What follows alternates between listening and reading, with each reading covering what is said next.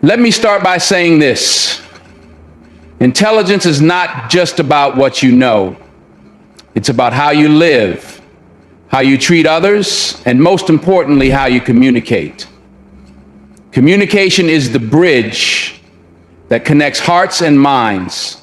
And when it comes to speaking with a woman, that bridge should be built on respect, wisdom, and understanding. Now, I'm not here to lecture. I'm here to inspire, to motivate. So let's dive into a topic that's as timeless as it is crucial. 7 things an intelligent person never tells a woman. This is not about rules. It's about wisdom. The kind of wisdom that helps you build relationships that last and conversations that empower.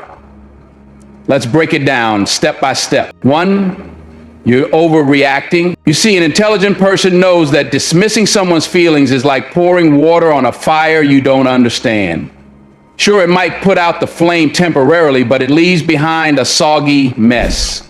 A mess that could have been avoided with a little understanding. When a woman expresses her emotions, it's not your job to evaluate or judge the intensity of those emotions. No, your job is to listen, to empathize, and to acknowledge. And let me tell you something, that's not just emotional intelligence, that's human intelligence. Now, here's the deal, and I'm gonna keep it real with you. Telling someone they're overreacting is like slamming the door on their feelings. It's saying your emotions don't matter. And that's not just unkind, it's counterproductive. Instead, try leaning in. Be the kind of person who says, I'm here to understand, tell me more. That right there is where connection starts. That's where trust begins. Let me break it down further. Imagine you're watching a storm roll in. The thunder's loud, the rain's pouring down, and the wind shaking the trees. You wouldn't stand there and yell at the storm to calm down, would you? No. You'd let it pass, maybe grab an umbrella or take cover. Emotions are like that storm. They're natural, they're human, and they need space to run their course. And here's where Maya Angelou's wisdom comes in. People will forget what you said, people will forget what you did, but people will never forget how you made them feel. Think about that for a moment. Feelings are the foundation of memories, relationships, and connections. When you dismiss someone's feelings, you're not just dismissing a moment, you're potentially damaging a relationship. But when you acknowledge and validate those feelings, you're building a bridge that connects 2 hearts. So, the next time a woman expresses her emotions, pause, take a breath, resist the urge to judge or fix. Instead, say, I hear you. I'm here for you. Because feelings aren't about being right or wrong. They're about being heard. That's where real connection begins, my friends. That's where understanding and respect grow. Let's be clear, emotional intelligence isn't just some buzzword. It's a skill, and like any skill, it takes practice, but here's the beautiful part. Every time you practice it, you're not just growing as an individual, you are enriching the lives of those around you. You're making the world just a little bit better, one conversation at a time. So don't tell her she's overreacting. Instead, say, your feelings matter to me. Let's talk about it. That's how you show up. That's how you build trust. And that, my friends, is how you become someone worth remembering. 2, you're just like my ex. You see, an intelligent person knows that dismissing someone's feelings is like pouring water on a fire you don't understand. Sure, it might put out the flame temporarily, but it leaves behind a soggy mess, a mess that could have been avoided with a little understanding. When a woman expresses her emotions, it's not your job to evaluate or judge the intensity of those emotions. No, your job is to listen, to empathize, and to acknowledge. Let me tell you something, that's not just emotional intelligence, that's human intelligence. Now, here's the deal. Now, I'm gonna keep it real with you. Telling someone they're overreacting is like slamming the door on their feelings. It's saying your emotions don't matter. And that's not just unkind, it's counterproductive. Instead, try leaning in. Be the kind of person who says, I'm here to understand.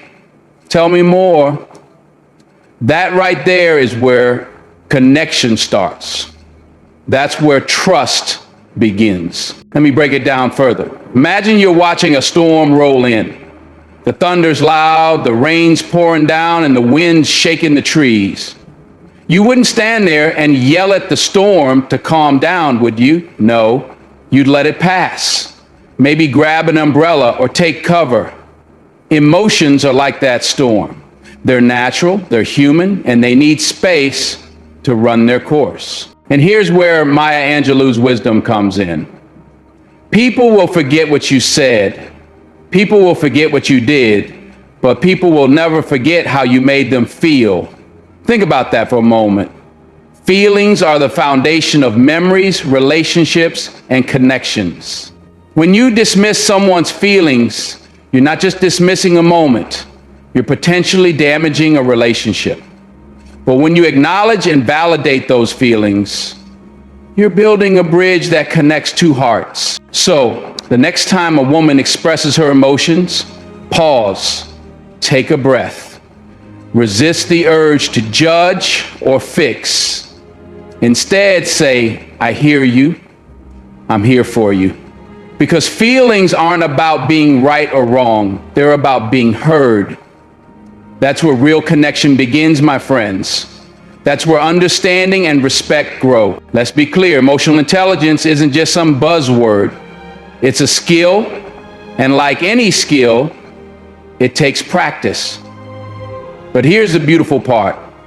Every time you practice it, you're not just growing as an individual, you're enriching the lives of those around you. You're making the world just a little bit better, one conversation at a time. So don't tell her she's overreacting. Instead say, your feelings matter to me. Let's talk about it. That's how you show up. That's how you build trust.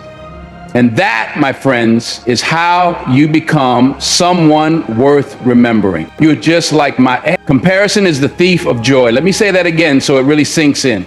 Comparison is the thief of joy. When you tell a woman she's just like someone else, whether it's her mother, a friend, or, heaven forbid, your ex, you're taking a shortcut to misunderstanding. You're stripping away her individuality, her essence, her story.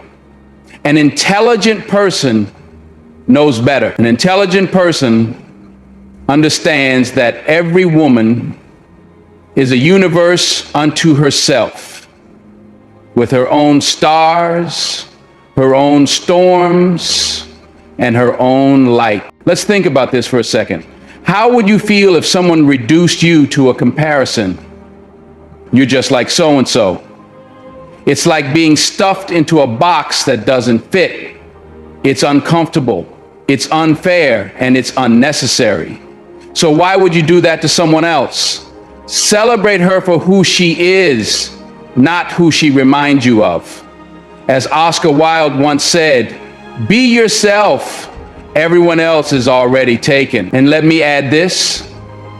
Every woman deserves the freedom to be herself without being boxed into someone else's shadow. You see, when you compare her to someone else, you're not just making a statement. You're planting seeds of doubt. Doubt about whether you see her for who she truly is. Doubt about whether you value her unique qualities. And doubt, my friends, is a poison that can erode even the strongest of connections. Instead of comparing, try this. Get curious. Dive into the depth of her character. Ask questions. Listen to her stories. Discover what makes her laugh, what drives her, what gives her joy. When you take the time to truly know someone, you realize there's no need for comparisons. Her uniqueness will speak louder than any words you could ever say. Let me paint you a picture. Imagine walking through an art gallery. Each painting is different. Some are bold and colorful, some are soft and subtle, but all of them are masterpieces in their own right. Now, would you stand in front of one painting and say, this one's okay, but it's just like that other one I saw? No, you'd appreciate it for what it is, for the story it tells, for the beauty it holds. That's how you should see people. That's how you should see her. And let's not forget, words have power. The words you choose can build bridges or burn them. So choose wisely. Instead of saying, you're just like my ex, say, you're so unique. I appreciate that about you. Instead of comparing, start celebrating. Because when you celebrate someone's individuality, you're not just giving them a gift. You're giving yourself the gift of deeper connection. So my friends, let's make a pact right here, right now. No more comparisons. No more reducing people to past experiences. Let's see each other for who we truly are: complex, beautiful, and unrepeatable. Because when you stop comparing, you start connecting. And that, my friends, is where the magic happens. 3, calm down. This phrase has ended more arguments and started more wars than we'd like to admit. Why? Because telling someone to calm down when they're upset is like throwing oil on a raging fire. It doesn't cool things down, it ignites them even further. Let me tell you something, my friends. Those 2 little words are dismissive, patronizing, and downright counterproductive. And an intelligent person, well, they know better. Think about it for a moment. When emotions are running high, when the temperature in the room is boiling over, what do you think calm down does? It's like pressing the wrong button on a machine you don't understand. You're not solving the problem, you're creating a bigger one. And here's the truth: emotions are not meant to be silenced. They're meant to be understood. Now, picture this. A woman is upset, she's passionate, she's animated, and she's in the heat of the moment. Your job, my friend, is not to step in and play referee. No, your job is to be her teammate. You step up, you lean in, you say, what's going on? How can I help? And then, and this part is key, you listen. You don't just hear her words, you listen to her heart. Because listening is not just a skill, it's an art. And the masters of this art know that understanding is the first step to connection. Stephen Covey said it best: seek first to understand, then to be understood. Let that sink in for a moment. Seek first to understand. You see, when someone's upset, what they need most isn't your solution or your logic. What they need is your presence. They need to know that you're there, that you're invested, that you care enough to understand their perspective. That's how you turn conflict into connection. That's how you transform tension into trust. Let me break it down even further. Emotions are like waves in the ocean. They rise, they crash, and eventually they settle. But if you try to fight those waves head on, you're going to get knocked down every time. Instead, you ride them out. You respect their power. You let them run their course. That's how you navigate the storm without losing your balance. And let's be real for a second. Telling someone to calm down isn't just unhelpful. It's a shortcut. It's a way of saying, I don't have the time or energy to deal with your emotions right now. But here's the thing, relationships, the good ones, the lasting ones, don't thrive on shortcuts. They thrive on effort. They thrive on understanding. They thrive on the willingness to show up even when it's uncomfortable, even when it's hard. So the next time you're tempted to say, calm down, pause, take a breath, remember that your words have power. Instead of shutting down the conversation, open it up. Say, I see that you're upset. Let's talk about it. Say, I'm here to listen. What's on your mind? Because those are the words that build bridges. Those are the words that heal. And here's the beautiful part.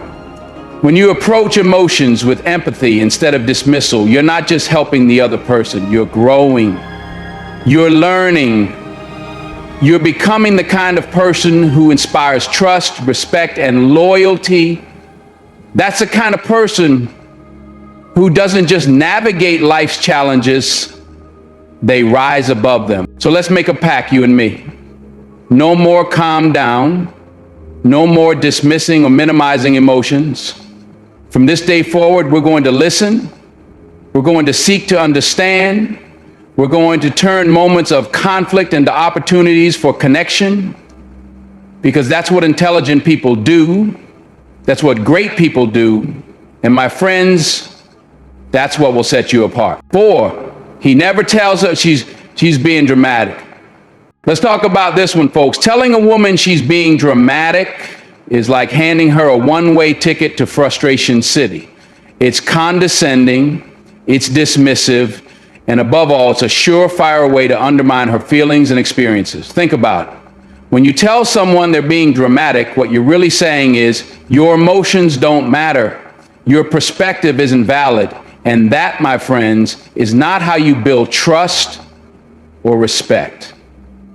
An intelligent man knows better. He understands that emotions are complex and deeply personal. He doesn't try to minimize them or sweep them under the rug with labels like dramatic. No, he leans in, he listens, he tries to understand where she's coming from. Because here's the truth. Every feeling has a root, a reason, a story behind it. And if you care enough to dig a little deeper, you might just find the key to a stronger, more meaningful connection. Let's break it down. Imagine someone comes to you upset about something. They're animated, they're emotional, they're venting. Now, your first instinct might be to brush it off, to tell them they're making a big deal out of nothing. But hold up. What if, instead of dismissing their feelings, you paused and said, I hear you. Let's talk about it. What if you took the time to understand their perspective? That's not just emotional intelligence, that's emotional leadership. That's how you show up for someone. Let's bring in some wisdom from Brené Brown, who said, empathy fuels connection. Sympathy drives disconnection. When you label someone as dramatic, you're not practicing empathy. You're standing at a distance, passing judgment. But when you lean in, when you say, help me understand, you're bridging the gap. You're creating a space where they feel safe to express themselves without fear of judgment or ridicule. And that, my friends, is the foundation of any healthy relationship. Now, let's flip the script. Think about a time when you felt dismissed, when someone minimized your feelings or called you dramatic. How did that feel? Probably not great, right? So why would you do that to someone else? Why would you take someone's vulnerability and turn it into a punchline? An intelligent person doesn't do that. They respect emotions, even when they don't fully understand them. Here's the thing, dismissing someone's feelings doesn't make the problem go away. It creates distance. It breeds mistrust. And over time, it erodes the very foundation of your relationship. But when you choose to validate and support, you're building something strong, something lasting. You're saying, I'm here for you. I see you, I value. So the next time you're tempted to say you're being dramatic, take a step back, ask yourself, what's really going on here? What's behind these emotions? And then do the most powerful thing you can do. Listen. Offer your presence, your empathy, your understanding. Because that's what a true partner does. And let's not forget, communication is a two-way street. When you create a safe space for someone to express their emotions, you're not just helping them. You're fostering a relationship built on trust, respect, and mutual understanding.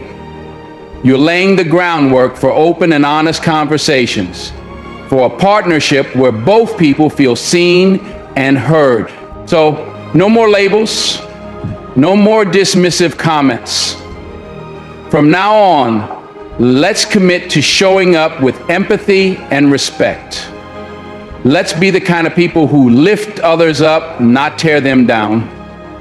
Because at the end of the day, it's not about being right, it's about being kind. And kindness, my friends, is the glue that holds us all together. 5, you should smile more. The classic. Let's unpack this one, shall we? On the surface, it might seem harmless, maybe even well-intentioned. But let's be real.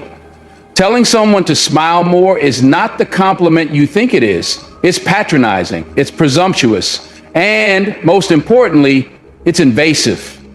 You don't know her story, you don't know her day, you don't know what's weighing on her mind or what she's carrying in her heart. An intelligent person understands this. They recognize that a woman's face is not a canvas for their expectation. Here's the thing, emotions are personal, they're private, and they're valid no matter what they look like on the outside. When you tell someone to smile more, you're not just offering a suggestion, you're imposing your own narrative onto theirs. It's like saying, your feelings don't align with what I want to see, so change them for me. And let me tell you, that's not the path to connection or respect. An intelligent person knows this. Instead of telling her to smile, they focus on giving her a reason to. They engage her in meaningful conversation. They share a joke, a story, or a kind word. They understand that a genuine smile, one that comes from the heart, is far more beautiful than one that's forced out of obligation. Let's take a moment to reflect on the wisdom of Mother Teresa, who said, "Peace begins with a smile." Think about that. True peace, the kind that brings joy, comfort, and connection, starts not with demands or expectations, but with understanding and respect. And that peace doesn't come from telling someone to change their expression. It comes from creating an environment where they feel seen, valued, and supported. Now, let's flip the script. Imagine you're having a tough day. Your mind is heavy, your heart is full, and someone comes up to you and says, "Smile more." How would that feel? Probably not great, right? Because it's not about the smile, it's about the message behind it. And that message can often feel dismissive or even invalid. But what if instead that person approached you with kindness? What if they said, "Hey, you seem a little off today. Is there anything I can do to help?" Or maybe they simply offered a genuine compliment or shared something that made them laugh. Suddenly the dynamic shifts. It's no longer about forcing a reaction. It's about fostering a connection. This is where emotional intelligence comes into play. It's about understanding that everyone has their own journey, their own struggles, their own triumphs. It's about recognizing that you don't have the right to dictate how someone should feel or express themselves. And it's about choosing empathy over expectation. So the next time you're tempted to say you should smile more, pause, take a step back, ask yourself, what's my intention here? Am I truly trying to uplift this person, or am I projecting my own desires onto them? And if your goal is to bring a little light into their day, then do so with kindness, not commands. Because here's the truth. Smiles are powerful. They're contagious. They have the ability to brighten a room and lift a spirit. But they're only meaningful when they're genuine. And as much as we all love to see a smile, it's not something we're entitled to demand.